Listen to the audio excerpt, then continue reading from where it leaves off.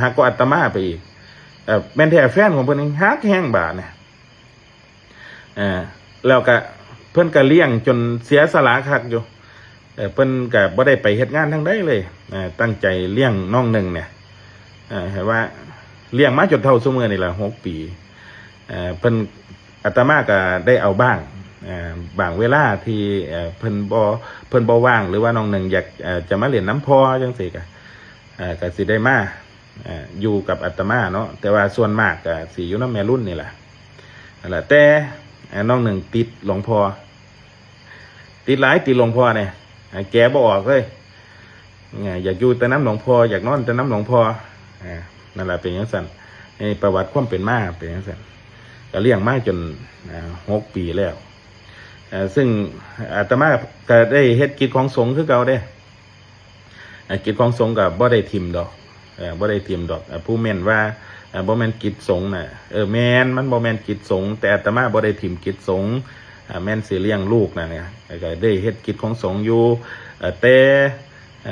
ที่ออกคลิปไปก็เวลาว่างเนาะ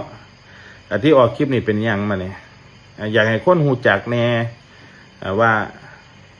น้องหนึ่งนี่ลูกหลวงพ่ออ้วนอยากให้คนจื้อเขาได้แน่หาสักมื้อนึงอนาคต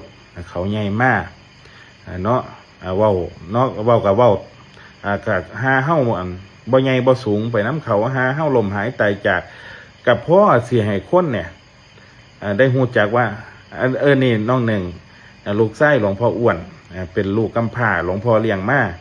ให้คนเมตตาสงสารบักหลาแน่บัดหาต่อไปอนาคตจะให้คนฮู้จัก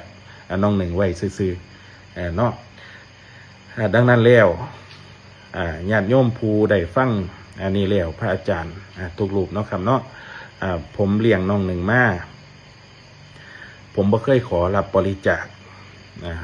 ใดๆทั้งสิ้นปัจจัยที่ใส่เลี้ยงน้องหนึ่งก็คือเงินจากกิจนิมนต์ของผมเองกับทั้งของแม่รุ่นเงินพวกสวัสดิการต่างๆเงินในเงินหน้าว่าซอยกันเลี้ยงมาตั้งแต่6 ปีที่แล้วจนปัจจุบันนี่เนาะก็ถือว่าได้ฟังแล้วก็ให้ญาติโยมเมตตาสงสารน้องหนึ่งเด้อกันสมมติว่า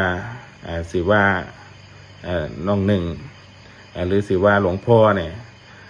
ขันว่าให้ฟังแล้วจังสันขันสิว่าไปอยู่กับอาตมาก็ย่อมรับผิดเอาอยู่ดอกมันบ่แม่นกิจสงฆ์ดอกนะบ่ควรที่จะมีลูกมีเต่ามาเขียนหอยดอกแต่ว่ามันก็จำเป็นเด้มันได้เป็นไปแล้วจังสัน